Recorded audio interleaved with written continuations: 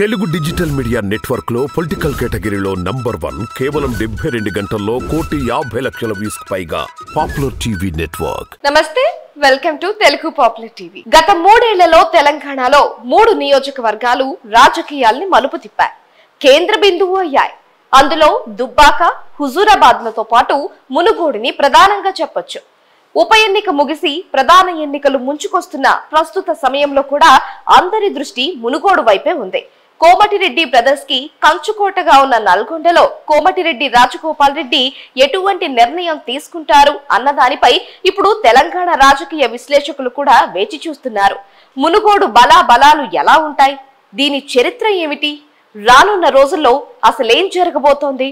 కోమటిరెడ్డి రాజగోపాల్ రెడ్డి ఇప్పుడు అక్కడ ఎమ్మెల్యే కాకపోయినా ఆ నియోజకవర్గానికి దేశంలోనే ఉప ఎన్నిక ద్వారా ప్రత్యేకతని తెచ్చారు. కేసీఆర్ ఫెయిల్యూర్స్ ని దేశ స్థాయిలో తీసుకువెళ్లాలి అనుకున్నారు, తీసుకువెళ్లారు. ఎన్నికల్లో జయాపజయాలకు ఎన్నో కారణాలు ఉంటాయి. కానీ ఏ మాత్రం నియోజకవర్గంలో లేని బీజేపీ నుంచి పోటీ చేసి గెలుపు అంచుల వరకు వెళ్లగలిగారు రాజగోపాల్ రెడ్డి. తెలంగాణ రాజకీయాల్లో మునుగోడు నియోజకవర్గానికి ప్రత్యేకత ఉంది. 2007లో చేయబడిన నియోజకవర్గాల పునర్వ్యవస్థీకరణ ప్రకారం ఈ నియోజకవర్గంలో 5 మండలాలు ఉండగా తాజాగా గట్టుప్పల్ మండలంగా ప్రకటిస్తూ తెలంగాణ ప్రభుత్వం ఉత్తర్వులు జారీ చేసింది. దీంతో 6 మండలాలుగా కొనసాగుతోంది. 6 మండలాలు కాదు, 7 మండలాలు ఉన్నాయి. అవి చౌటుప్పల్, నారాయణపురం, మునుగోడు, నాంపల్లి, చండూరు, మర్రిగూడ, గట్టుప్పల్. గతంలో ఏ ఉప ఎన్నిక జరిగినా రానంత క్రేజ్ ఈ మునుగోడు ఉప ఎన్నికకు వచ్చింది. ఎందుకంటే గత ఏడాది జరిగిన ఉప ఎన్నికలో బీఆర్ఎస్ అభ్యర్థి కూసుకుంట్ల ప్రభాకర్ రెడ్డి సమీప బీజేపీ అభ్యర్థి కోమటి రాజగోపాల్ రెడ్డిని ఓడించారు. ప్రభాకర్ రెడ్డి విజయం కోసం 100 కోట్లు ఖర్చు పెట్టారనే అపవాదు కూడా ఉంది. ఎలక్షన్ కమిషన్ నిబంధనల ప్రకారం అసెంబ్లీ ఎన్నికలలో పెద్ద రాష్ట్రాలలో అయితే ఒక్కొక్క అభ్యర్థి గరిష్టంగా 40 లక్షలు, చిన్న రాష్ట్రాలలో అయితే గరిష్టంగా 28 లక్షలు ఖర్చు చేయొచ్చు. ప్రభాకర్ రెడ్డికి 97,006 ఓట్లు రాక రాజగోపాల్ రెడ్డికి 86,697 ఓట్లు వచ్చాయి. 2018 ఎన్నికల్లో కాంగ్రెస్ నుంచి గెలిచిన రాజగోపాల్ రెడ్డి బీజేపీలో చేరడం, ఎమ్మెల్యే పదవికి రాజీనామా చేయడంతో గతేడాది ఉప ఎన్నిక జరిగింది. ఈ ఎన్నికల్లో భాగంగా కామ్రేడ్లతో పొత్తు పెట్టుకున్న బీఆర్ఎస్ 10,000 మెజారిటీతో విజయం సాధించింది.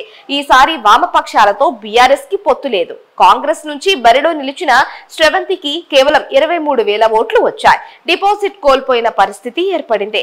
ఇక భారీ అంచనాలతో దిగిన బీఎస్పీకి కేవలం 4 ఓట్లు రాగా ప్రజాశాంతి పార్టీ అధ్యక్షుడు కేఏ పాల్ కు 805 ఓట్లు మాత్రమే పోలయ్యాయి.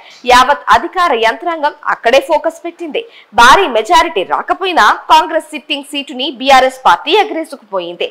బీఆర్ఎస్ అధినేత కేసీఆర్ సిట్టింగ్ ఎమ్మెల్యే కూసుకుంట్ల ప్రభాకర్ రెడ్డికే సీటు కేటాయించారు. కోమటిరెడ్డి రాజగోపాల్ రెడ్డి తీసుకునే నిర్ణయం మేరకు ఇతర పార్టీల అభ్యర్థులు ఉండబోతున్నారు. రాజగోపాల్ రెడ్డి నిర్ణయం తీసుకుంటే కాంగ్రెస్ నుంచి టికెట్ గ్యారంటీ.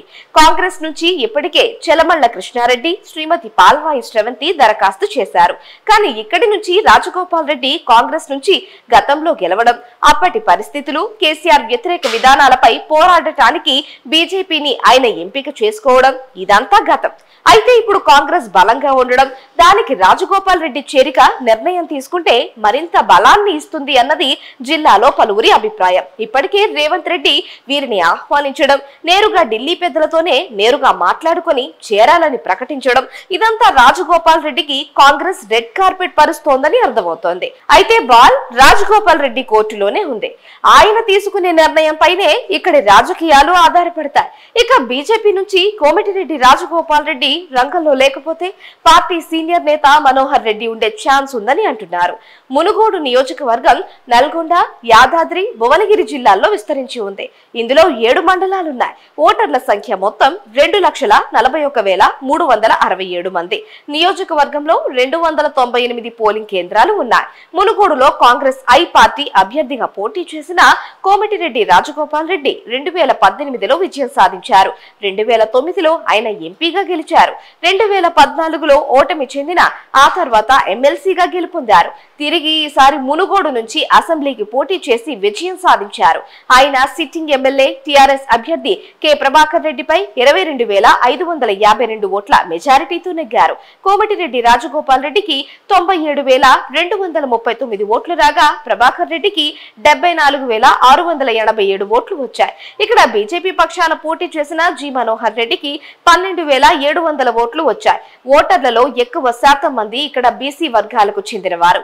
గౌడ్, ముదిరాజ్ కమ్యూనిటీలు ఓటర్లలో దాదాపు 30% ఉండగా యాదవులు దాదాపు 10% ఉన్నారు. పద్మశాలి ఓటర్లు 5% మంది ఉన్నారు. రెడ్డి సామాజిక వర్గం ఓటర్లలో దాదాపు 3.5% ఉండగా ఎస్సీ ఓటర్లు 16.5%, ఎస్టీలు 10% ఉన్నారు. ముస్లింల ఓట్ల శాతం దాదాపు 3.5%. మిగిలిన ఓటర్లలో కమ్మలు, మున్నూరు కాపులు, వెలమలు, ఇతర కులాల వారు ఉన్నారు. రాజగోపాల్ రెడ్డి సామాజిక పరంగా రెడ్డి వర్గానికి చెందినవారు. 2014లో మునుగోడు నియోజకవర్గంలో టీఆర్ఎస్ అభ్యర్థి కె ప్రభాకర్ రెడ్డి కాంగ్రెస్ సీనియర్ నేత, రాజ్యసభ సభ్యుడు పాల్వాయి గోవర్ధన్ రెడ్డి కుమార్తె శ్రవంతిని 38,055 ఓట్ల తేడాతో ఓడించారు. శ్రవంతి కాంగ్రెస్ తిరుగుబాటు అభ్యర్థిగా పోటీ చేసి ఓడిపోయారు. 2009లో పాల్వాయి గోవర్ధన్ రెడ్డి పోటీ చేసి ఓటమి పాలైతే 2014లో ఆయన కుమార్తె ఓడిపోవలసి వచ్చింది. అయితే పాల్వాయి 2009లో ఓటమి తరువాత కాంగ్రెస్ పార్టీ ఆయనకు రాజ్యసభ సీటు ఇచ్చింది. 2014లో కాంగ్రెస్ పార్టీ సిపిఐతో పొత్తు పెట్టుకోవడాన్ని ఆయన వ్యతిరేకించారు. సిపిఐ పోటీ చేసిన సమీప ప్రత్యర్థిగా కూడా ఉండలేకపోయింది. సిపిఐ అభ్యర్థి మాజీ ఎమ్మెల్యే పల్లా వెంకటరెడ్డికి 20,952 ఓట్లు వచ్చాయి. సీనియర్ సిపిఐ నాయకుడు ఉచిని నారాయణరావు 3 సార్లు గెలుపొందితే ఆయన కుమారుడు యాదగిరిరావు ఒకసారి గెలుపొందారు. పాల్వాయి గోవర్ధన్ రెడ్డి మునుగోడులో 5 సార్లు గెలిచారు. ఒకసారి ఎమ్మెల్సీ అయ్యారు. ఒకసారి రాజ్యసభ సభ్యుడు అయ్యారు. ఈయన గతంలో మంత్రి పదవి నిర్వహించారు. మునుగోడులో కాంగ్రెస్ కలిసి 6 సార్లు, సిపిఐ 5 సార్లు గెలిచారు. టీఆర్ఎస్ ఒకసారి గెలిచింది. స్వయంగా టీడీపీ ఇక్కడ నుంచి గెలవలేదు. సిపిఐ మిత్రపక్షంగా ఉన్నప్పుడు బలపరిచింది. మునుగోడులో 9 సార్లు రెడ్లు, 2 సార్లు బీసీ అనగా పద్మశాలి, 4 సార్లు వెలమ, ఒకసారి ఇతరులు గెలుపొందారు. ఈసారి మునుగోడులో కాంగ్రెస్ జెండా ఎగురుతుందా? బీఆర్ఎస్ గెలిచి పరువు నిలుపుకుంటుందా?